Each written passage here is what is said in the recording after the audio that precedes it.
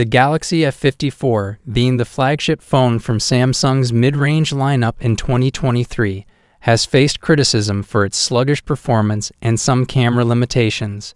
Looking ahead to the potential release of the Galaxy F55 in 2024, there are expectations and hopes for improvements based on the shortcomings of its predecessor. One major concern with the Galaxy F54 has been its performance issues, including UI frame drops and lags, leading to delays when opening applications.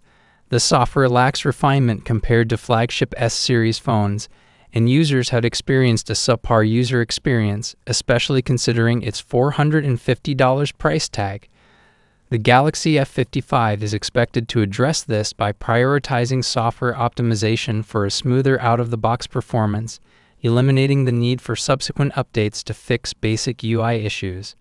The Galaxy F54 features the Exynos 1380 chipset, delivering mediocre performance with benchmark scores of 500,000 in AnTuTu and 700 in Geekbench CPU tests.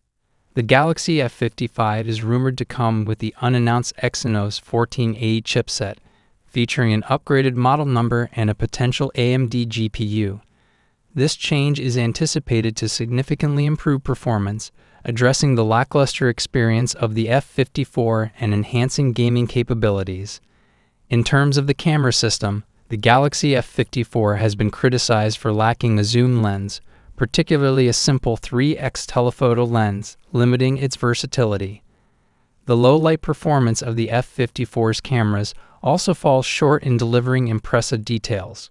Rumors surrounding the Galaxy F55 suggest upgrades to the camera system, offering enhancements in performance. The F55 is expected to feature a new chipset, an improved camera system, and faster charging capabilities, potentially coming with a launch price around $499.